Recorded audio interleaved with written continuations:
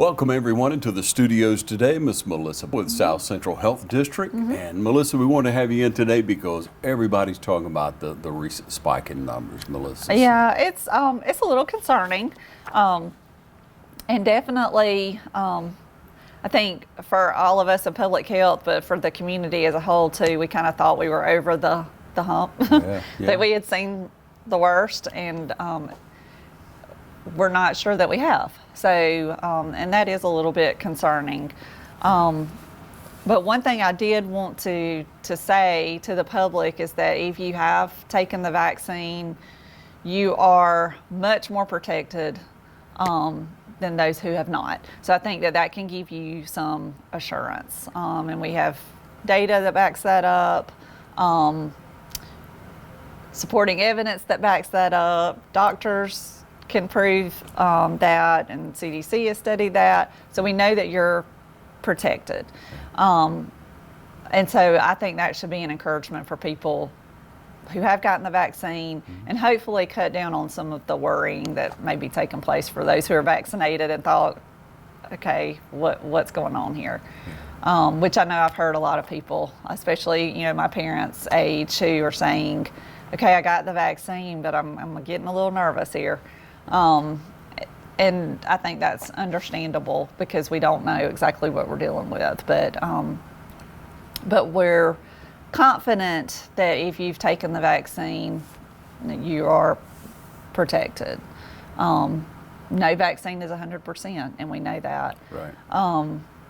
But we're much more protected than we were this time last year when we were going into that surge last fall. So. Yeah, I mean, a lot of worry, a lot of time, a lot of planning, a lot of meetings for you, tremendous amount of late nights, early mornings. You guys have just been through, and hats off to how smoothly everything is really gone so far. But, when you look at the 8 counties at South 10 counties at South Central Health Services, who would be the greatest percentage of those who have received the vaccine? What county, and then what county would be the least? Well, Lawrence County would be the best vaccinated county. Percentage-wise? Percentage-wise. We have a little over 30% who have been completely vaccinated in Lawrence County. Still way under what we would like to be. Yeah. Wheeler County would be our least vaccinated county. But their numbers are skewed a little bit because when they're looking at the percentage rate for those who are vaccinated, they look at your total population. Wheeler County has a very large federal prison, or a very large prison, that adds about 2,500 people to their population. So when they look at their population, they're looking at a county who has about 5,500 people and adding 2,500 from the prison in for their total population.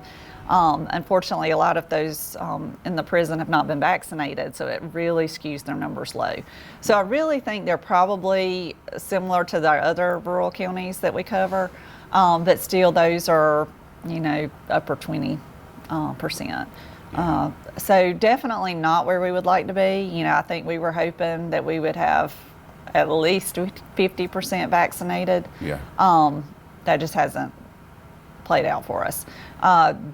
The 2 districts, unfortunately, it's a category we don't want to be in, but the 2 districts in the state of Georgia that are least vaccinated are our health district and the Waycross Health District. Right. And why do you think that is? What are y'all finding?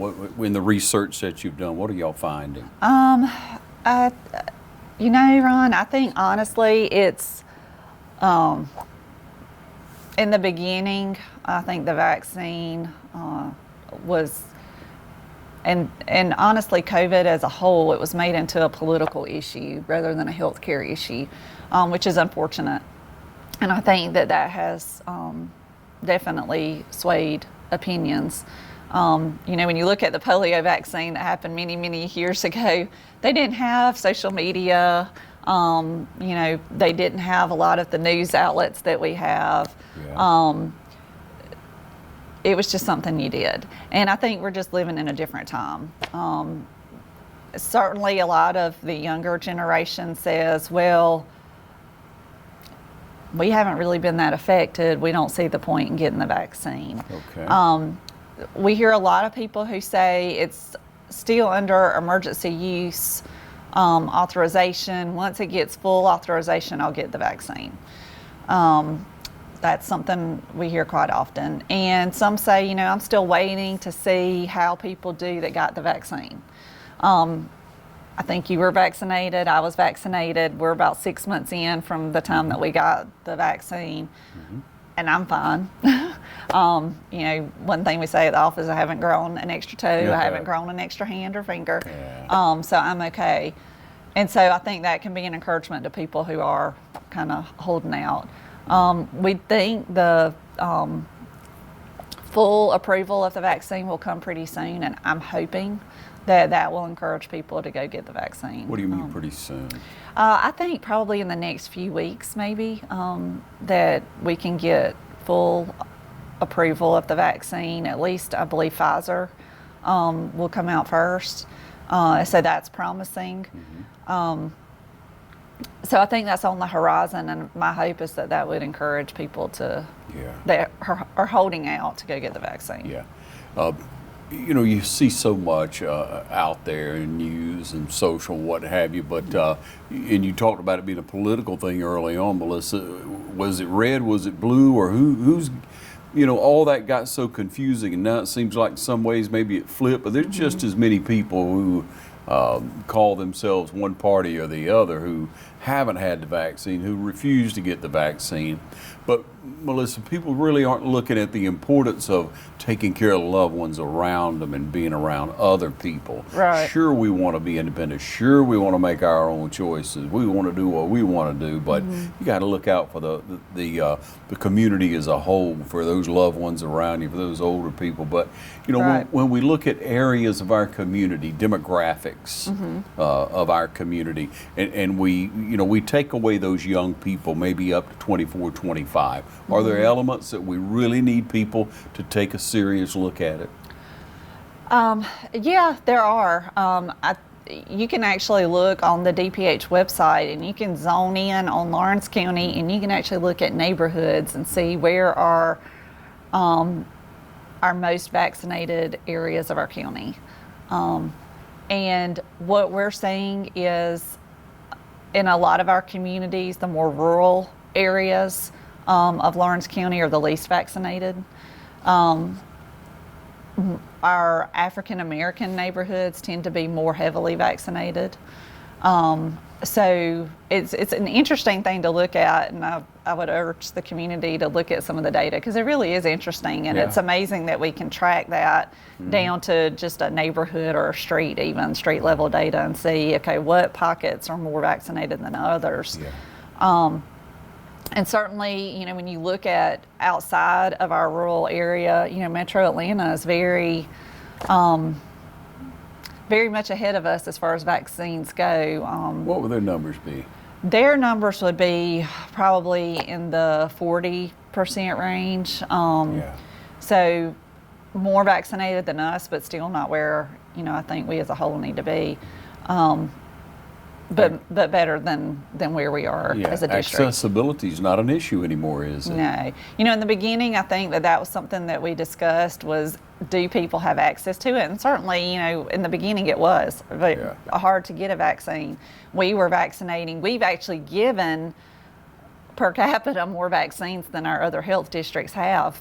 But it wasn't until we were able to capture the data and see, okay, but for the people living here who are vaccinated, that we realized we didn't vaccinate as many of our residents. We were vaccinating a lot of people from Atlanta who couldn't get access there and were traveling here. Wow. So we've given a lot of vaccine. It's just, unfortunately, it wasn't to people who live here, which is unfortunate.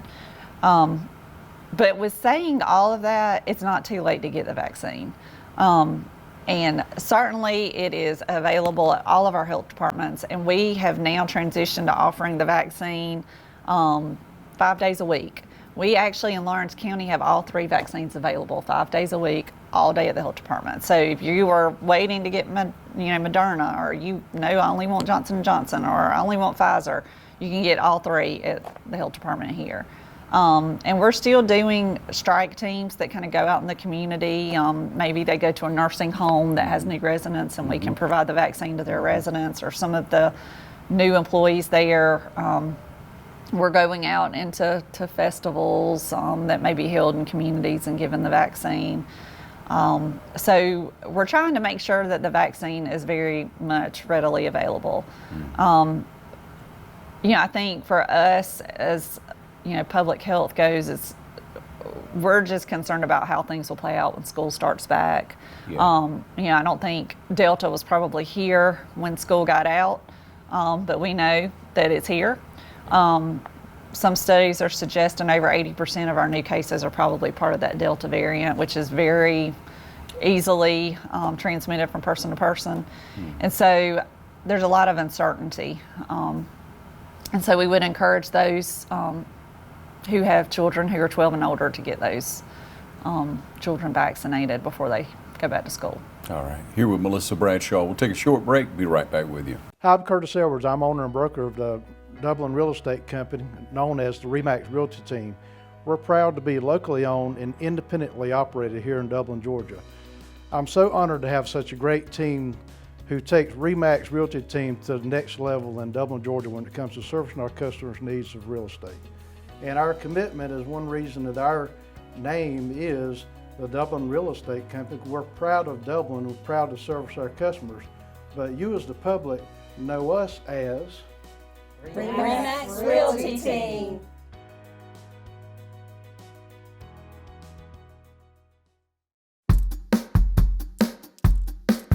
All right, boys, if you want to go to college, you have to clear out another one of these.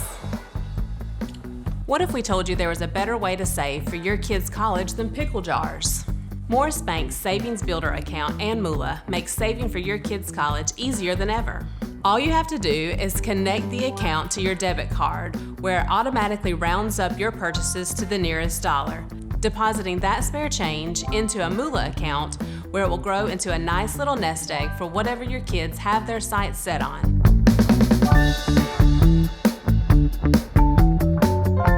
Well, Melissa, and you talk about the vaccine and then you talk about the Delta variant, and people say, well, am I protected if I got the vaccine? Am I protected against this Delta variant? Or is it something totally different? Or is there a booster shot that's coming along? All right.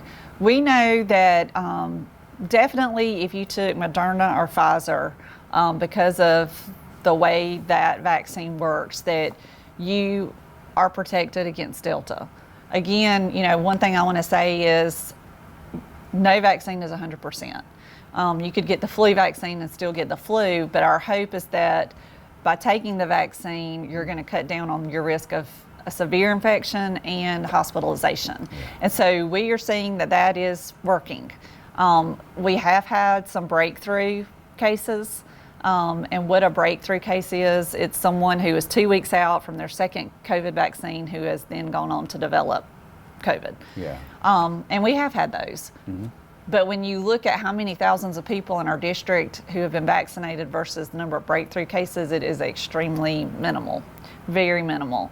And, I think, one thing the hospital put out, I believe it was last week, is that in the month of July, they haven't had any hospitalizations who were vaccinated.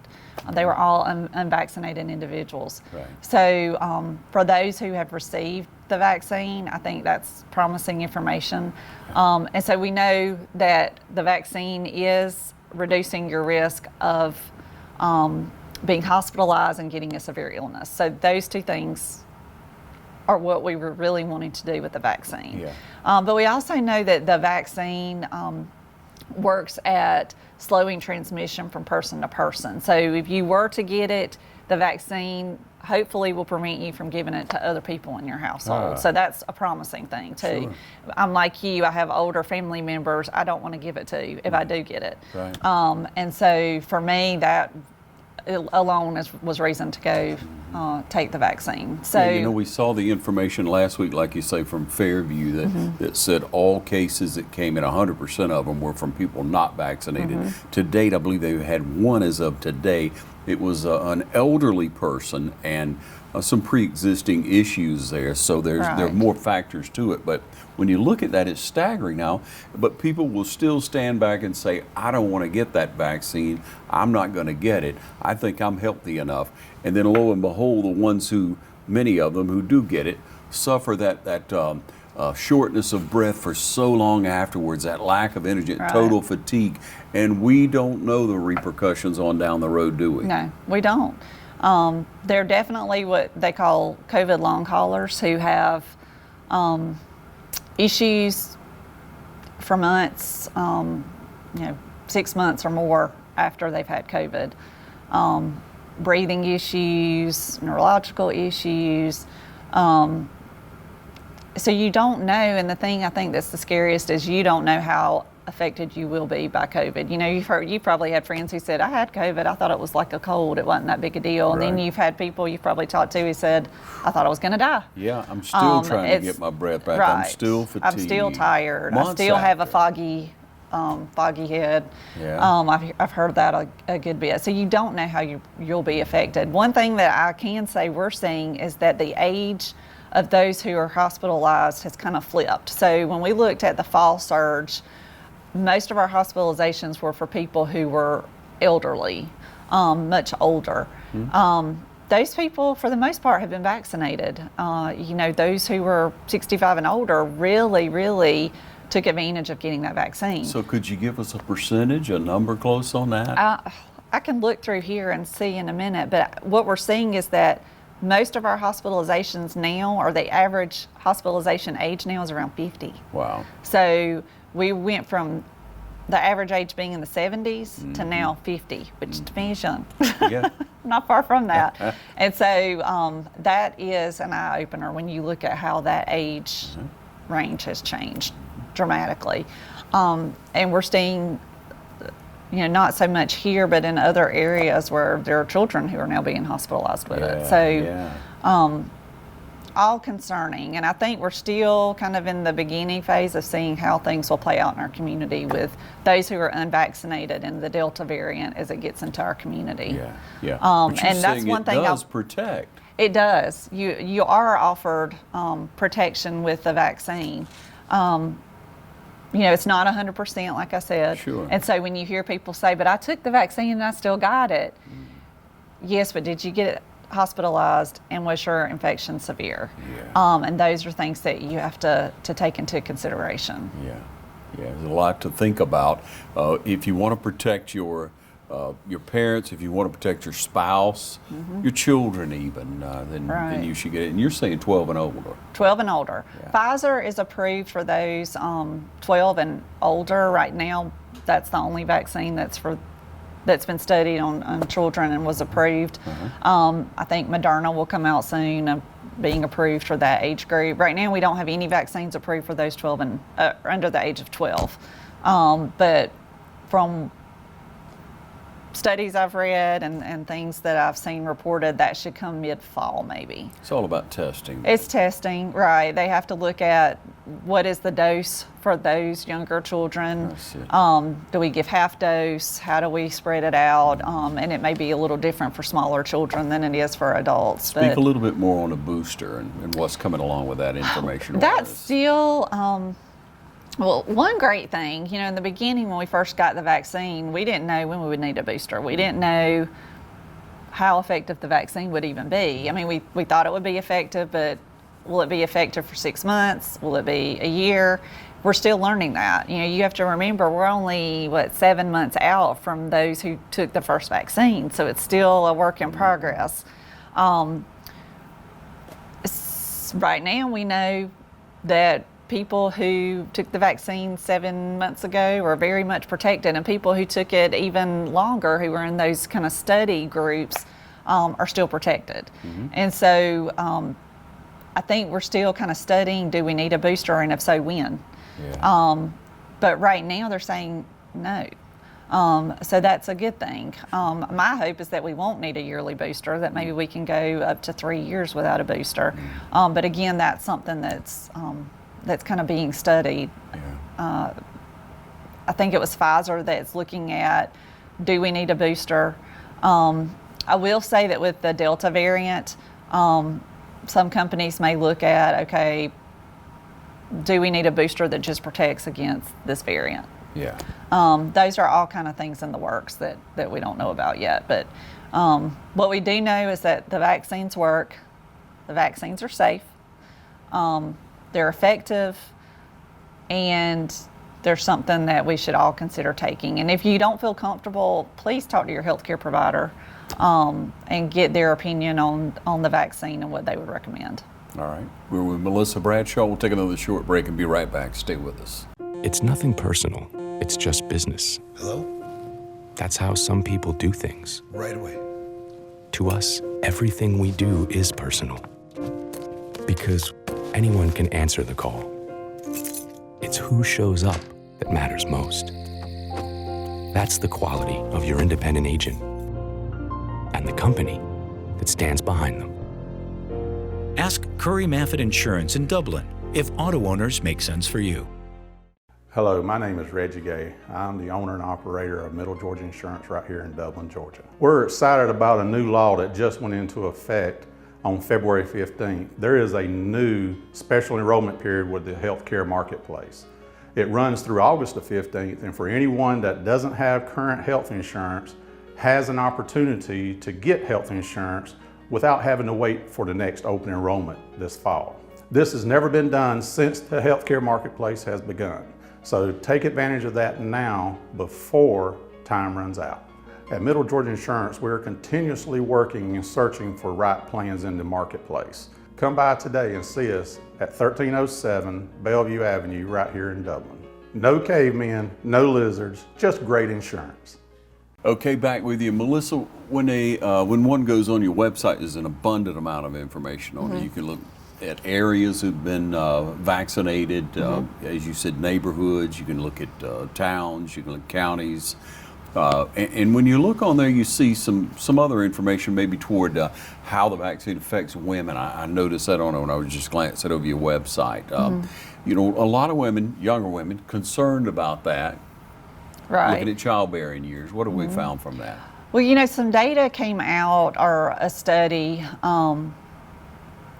maybe it was just fake news, I don't know, but I think it concerned people of childbearing age that if I take the vaccine, it may reduce the chances of me being able to have a baby in the future, or how will it affect the baby? Can I not get pregnant if I've taken the vaccine? And what we know is none of that's true. The vaccine has no effect whatsoever on female reproductive organs. So it will not cause infertility, it won't cause issues with pregnancy. That was kind of just some misguided information that made its way into social media world and got shared repeatedly. But there's no data whatsoever that supports that. In fact, I know many local OBs who have said to their patients, please get the vaccine. And so, you know, again, if that's something you're concerned about or you're concerned about for your child, talk to your healthcare provider if that would help you feel at ease. But we do have some information that's out that we've posted that speaks specifically to women and answers those kind of tough questions that people have. But there is absolutely no evidence that taking the vaccine causes infertility in men or women. Yes, an excellent opportunity to remind people that you don't believe everything that's online. You go to a qualified reputable source. Yeah, the CDC, the Department of Public Health. You know, be logical about what you're doing. Just don't look and at feel free to online call. and You know, I don't think there's anybody at our office who wouldn't take a phone call and answer questions that people have regarding the vaccine if they have serious concerns. I know I would be. I'm sure Dr. Kraft would be willing to talk. Pretty much everyone in our office has been vaccinated, and we've all been fine, and we're happy to talk to anyone who has concerns about the vaccine. Yeah. And in talking about that, I mean, I know there was just had to be tension and stress in that office for so many months. How you got? Okay. Yeah. I know. We have grown as a group. I will say this last year, it's like kind of been like a war zone at our office. we get through one thing and then we got through, one area of COVID and then it's the vaccine process. That's a whole different issue to roll out to the community, and all of it's kind of done on the spur of the moment, sometimes on a Sunday afternoon.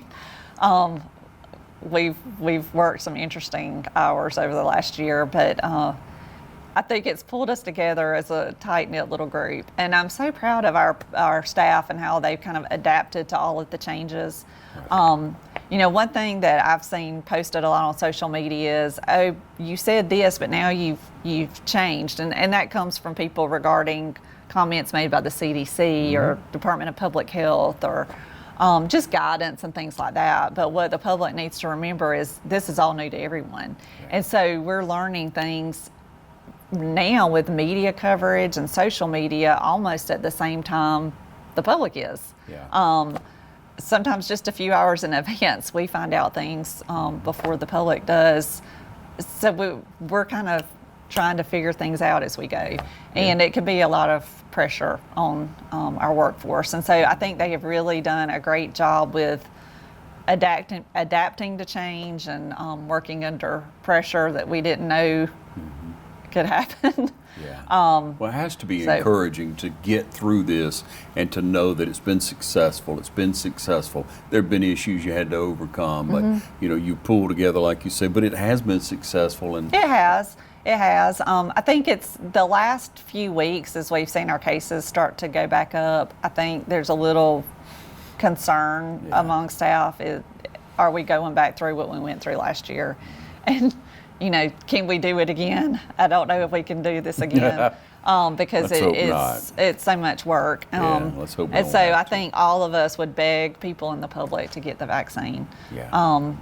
It's just we've seen and talked to so many people over the last year that the stories can be heartbreaking of people who've been affected by COVID that we know, that are personal friends, and nobody wants to see anybody go through that. And so I think each of us have been affected in different ways, but for me, while it's been a hard year the last year, it's been so rewarding at the same time to help people locate a vaccine when they really wanted one. That group, the 65 and older, they were so eager to get the vaccine, and to be able to help get them vaccinated quickly and efficiently, it was very rewarding. And that's trailed off a little bit, but still we have people who are taking the vaccine. So that's, I don't think our numbers of people taking vaccine will skyrocket like they did in the beginning, but I think it's just going to be a slow, steady increase, hopefully. But certainly, going back to our workforce, I'm very proud of the people I work with and how they've gone the extra mile to get information out to the public and to do what we had to do as far as vaccine and testing and contact tracing and case investigation, things that 2 years ago we couldn't have imagined doing, but we figured it out and stayed the course, so I'm proud of us. Thank you. You're saving lives, Melissa, by providing the vaccine, by encouraging people to take it. They respond, and it saves lives. It not only saves that individual, but people around them's lives. So get your vaccine, ladies and gentlemen. We try to provide all the information we can here. We're giving you the website, phone number, whatever you may need.